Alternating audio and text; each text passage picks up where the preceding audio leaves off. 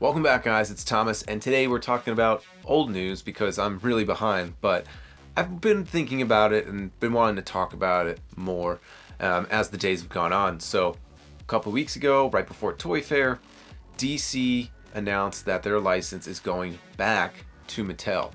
So for some people that are diehard McFarlane fans, this was a little bit of a crush for them, but for those that never really collected McFarlane, they're probably happy. For me personally, I didn't have a lot of skin in the game. I was not a diehard McFarlane fan. There was a bunch of things that, I liked, but I kind of passed up on. So I really only collected things from the Tim Burton, Joel Schumacher verse, anything relating to Nightfall Batman. So, Batman, Bane, and then some of the miscellaneous villains and extras there. And then I was really only collecting figures that reflected the old Total Justice or Justice League of America or Justice Society of America figures that I had as a kid, or the ones I wanted. So in reality, maybe I'm not the best person to have this conversation because, I wasn't fully vested in the line, but I think there's some pros and cons of the line leaving and the line going to Mattel again. So in this video, I'm going to highlight some of the good, some of the bad, but then I'm also going to talk about something that I haven't heard anyone talk about yet. And I've watched a lot of videos about people giving their thoughts on the McFarlane license now going over to Mattel, and I'm surprised nobody's talked about that.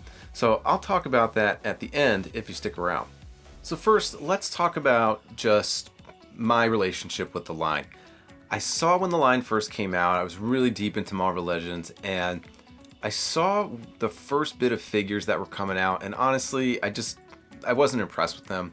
I missed out on the DC Direct Batman the Animated Series line, so was pretty excited of the thought of getting new figures for that. And when I saw the first Batman from McFarlane for the animated series, I was really turned off. His proportions were all out of whack. He just looked way too big, and so for that reason, I kind of kept passing along on McFarlane toys. I didn't like some of the designs he did, and there was always something a little off, and it's not the scale. It was just, the Wonder Woman, I think that he designed with all the armor, it wasn't for me. Maybe you liked it, but it wasn't enough to get me in the line. Now, I enjoyed the line from afar. I liked seeing all the releases, but there was definitely things that were happening that just were not cool business practices, which also turned me off. When the Batman movie came out with Robert Pattinson, and I saw those bunch of figures get released, I thought it was kind of a mess. I mean, that's when he started doing that side-eye design with the characters. I don't think anyone liked it. I'll give McFarlane credit for trying something different, but I don't think it was executed well. I also didn't like, and this seemed to be part of the course with the line, is you would get the figure with the mask on and then have to buy a completely separate figure unmasked. I thought that was kind of shady. It's not cool. You're just greasing customers. And on top of that, now if you wanted the Bat bike, because the figures didn't come with any extra hands or anything, if you wanted that extra gripping hand, you had to buy the Bat bike. So maybe you wanted that extra hand, you didn't want the bike. It should just be with the figure. So maybe it was a way to course correct and add it in after when they realized they didn't put it in, but again, just another thing that rubbed me the wrong way. Now, my first introduction to actually purchasing my first DC Multiverse McFarlane was the Mega figure Bane. And almost completely, I think it's a great figure. It didn't have any bicep swivel at the time, but I just assumed that's how some of the figures were. I would learn later that just articulation with McFarlane was very inconsistent. So it's like, sometimes you'll get bicep swivels, sometimes you won't. I passed up on so many other figures that were not even in that scale that just didn't have bicep swivels. So he didn't even come with fists. And, in the end, in hindsight, when I think about it now, it's a shitty offering. It's a cool figure, it looks great, but you don't give Bane fists. That just kind of stinks. But that was the first character towards the road of, collecting my Nightfall Batman series. And I didn't buy another figure for like another 2 years because I was waiting for very specific designs from McFarlane to come out. And it wasn't until he released the blue and gray, Nightfall Batman, where I said, yep, that's the one. I'm going to get him. Perfect. And I think that Batman figure is great. No problems there. And if you've been watching the channel, you know I am a huge Tim Drake 90s Robin fan. So when I saw the first release of a Tim Drake Robin in the red and black, if you really looked at it, you knew that they were getting ready to do a re-release of that figure. So I bided my time again, and sure enough, we did finally get a Robin Reborn. And Robin is my favorite DC character, and that particular Robin is my favorite Robin. So when I got the figure, I was super excited, and looking at it closer, it just didn't deliver. I know he likes to add texture, which, adds a little more value to it, but for that particular figure, the choices he made, the body armor, the height, he was just as tall as Batman, which really looks weird.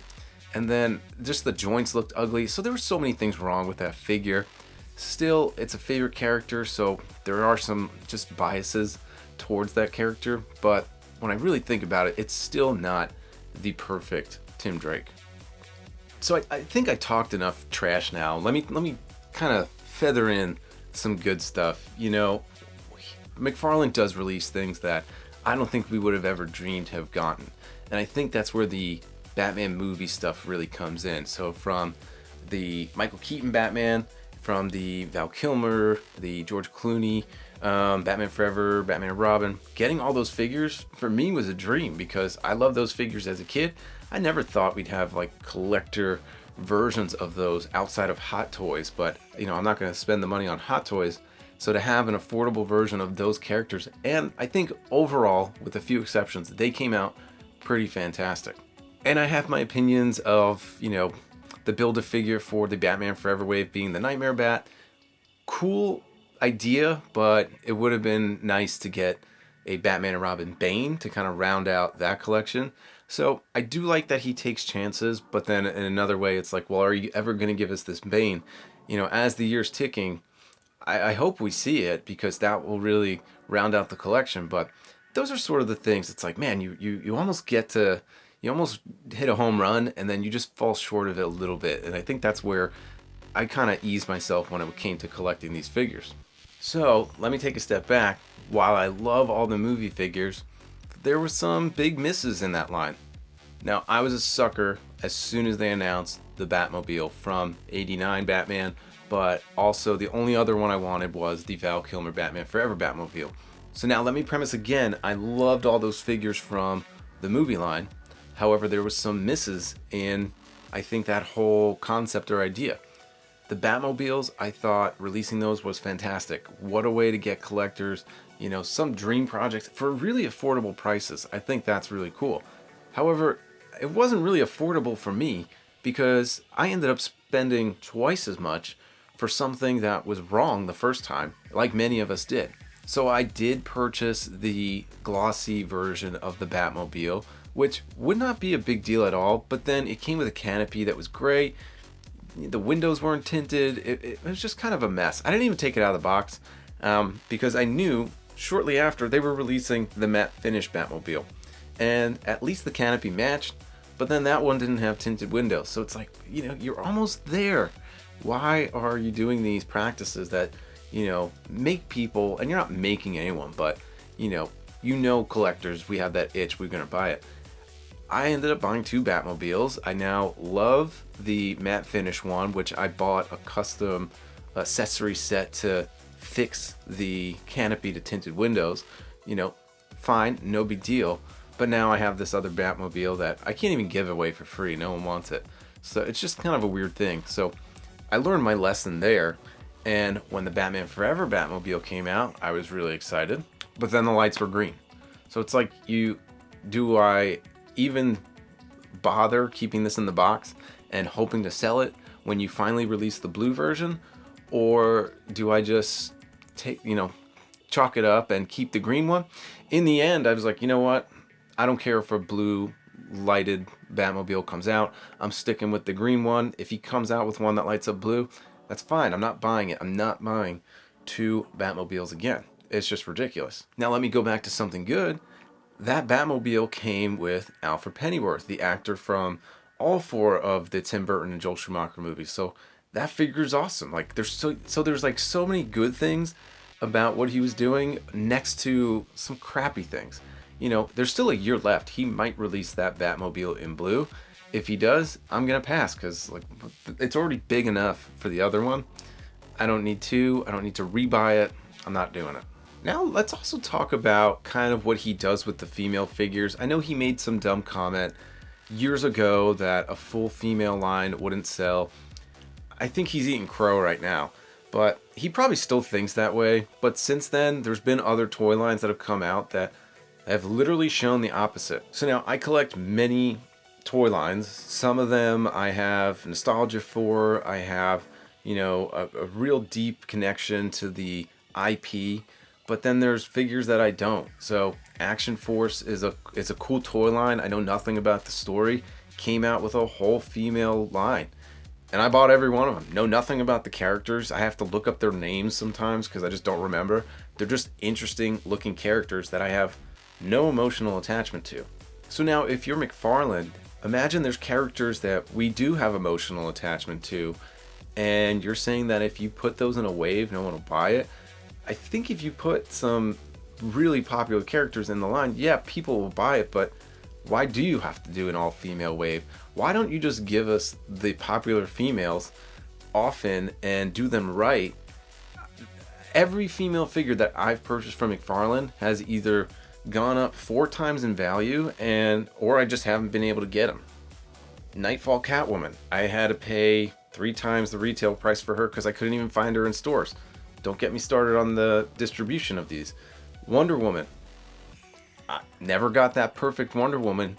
I think he released a banger of a Wonder Woman, but I didn't know many people that were able to find it in stores. And for the people that got it, great, but there's people chomping at the bit for that perfect Wonder Woman. And I would say the big 3 of DC, if it's Batman and Superman, I think the third one has to be Wonder Woman, even before Flash and Green Lantern. So how do you just not have a mainline character like that sell off the shelves quicker than anything, nobody can buy it, and then you tell your audience that female figures don't sell? I can tell you they do sell because 1, I'm buying female figures that I know nothing about, but then 2, all of your female figures I can't get a hold of, so they must be selling pretty good. And now let's talk about the Chase variants. So what do all these figures have in common? There's the Christopher Reeve Superman, there's Huntress, there's Penguin, and there's Power Girl. So if you notice, I have the standard Christopher Reeves, I have the standard Penguin, I have the variant Huntress, and then I have the variant Power Girl. So let me tell you a story here. I really wanted the variant of Penguin with the baby blue and the yellow. That was the Penguin I wanted. Couldn't find him, got the standard version in, so I just said, okay, that's it. I got this version. I'm not hunting down the other one. The Huntress, I wasn't even going to humor getting another version of the Huntress except this version. So again, I really wanted it, so I paid over retail because I have an emotional connection to that figure. So 2 figures, I really wanted the normal version or the variant, and I just couldn't get it just because of how accessible it is or isn't. And, I just kind of either paid asking price or sucked it up and stuck with the normal version. Now here is where some of my personal bias is going to come in, because the last 2 McFarlane figures that I've ordered that have had a variant, and I just wanted the standard version, I've gotten the variant twice. So at least one with the Christopher Reeve figure, I was able to rebuy him with just the standard blue costume. I didn't want that dark blue version. And unfortunately, I have the variant of Power Girl, and she sold out. So I'm not going to even try to get her. I'm just going to try to unload this variant because it's not the one I want. If it's not the one I want, I'm not putting it on the shelf. But sometimes I just want to give you my money and get the thing that I bought. So just kind of stinks. It's a practice that I think is from a bygone era. I don't think it needs to continue. I don't think Mattel will do that. Maybe they will. But if they do, hopefully they just do it with figures that people don't really care about. When you're doing it with like mainline characters, it sucks. Okay, I think I've been pretty hard on McFarlane, so let me tie this up in a bow, and then let's get over to, we'll talk about Mattel. I don't want people that are really in love with the line to all of a sudden have to stop and then start a whole new line. I don't really care about scale. The only thing I really cared about was if you were going to do some toy photography with like your Batman figures.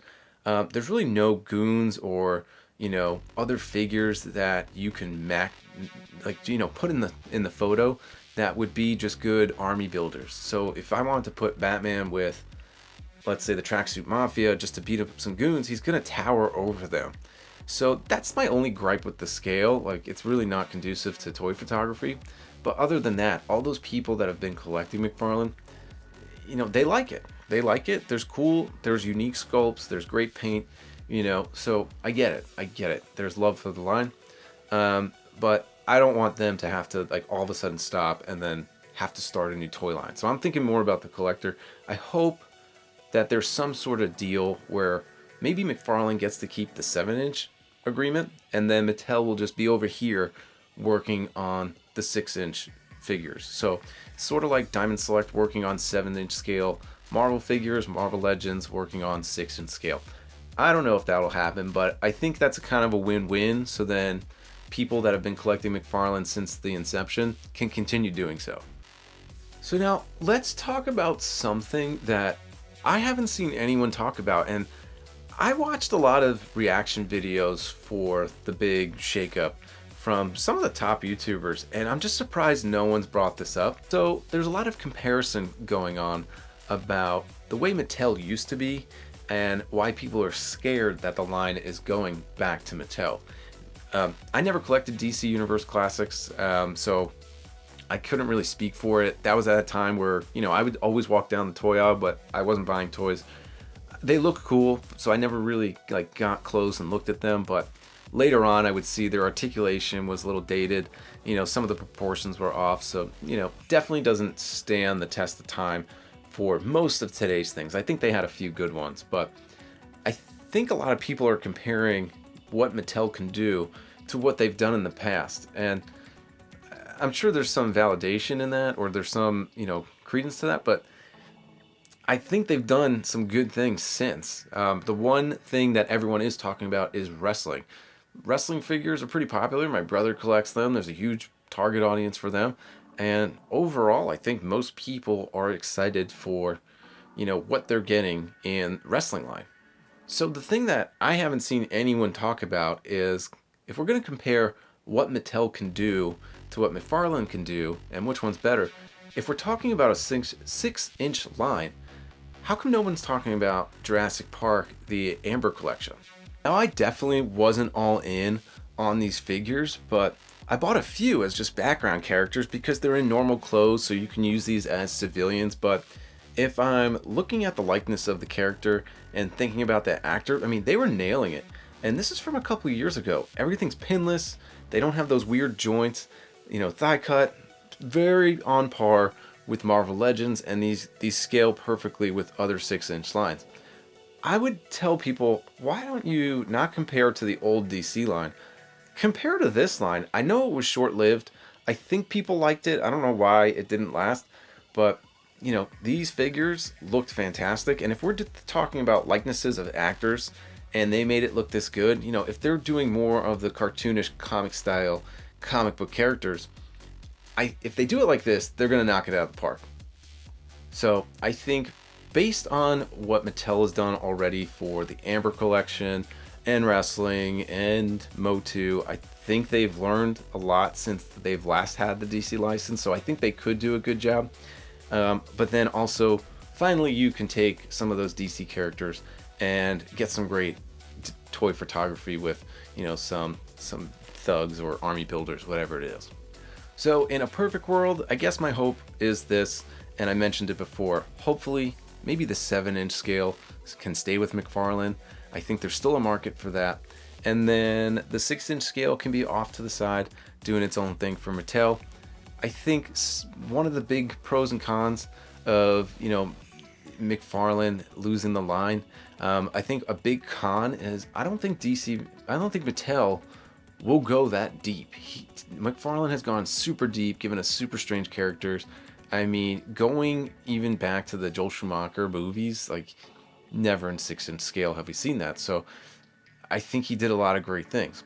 So hopefully I wasn't too harsh on Todd. I think for a lot of people, the DC Multiverse line has been fantastic. And like I said, I don't have a lot of skin in the game because I was a really passive collector. So I can understand why people are upset. And I want those people to be able to get the things that they want and, not have to start a new collection again. On the other side, I would just say, let's wait and see what Mattel does. I think if they're doing anything like the Amber collection, but with DC figures, I think they can do a good job. So let me know what you think. This is just my opinion, just sat on these thoughts for a while, wanted to get it out.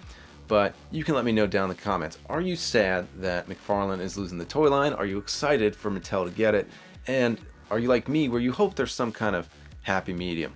So we'll see. We still have a whole year of McFarlane figures, and I'm really not that big of a hater because there's already 4 or 5 figures he's announced that I'm gonna buy. So I'm still gonna be purchasing McFarlane figures, and then we'll see. I don't know if I'll replace them with Mattel. I'm curious to see what they can do. So folks, that's it. Hope you enjoyed this commentary. I don't normally do videos like this, but if you did, hit like and subscribe. And until the next episode, catch you next time.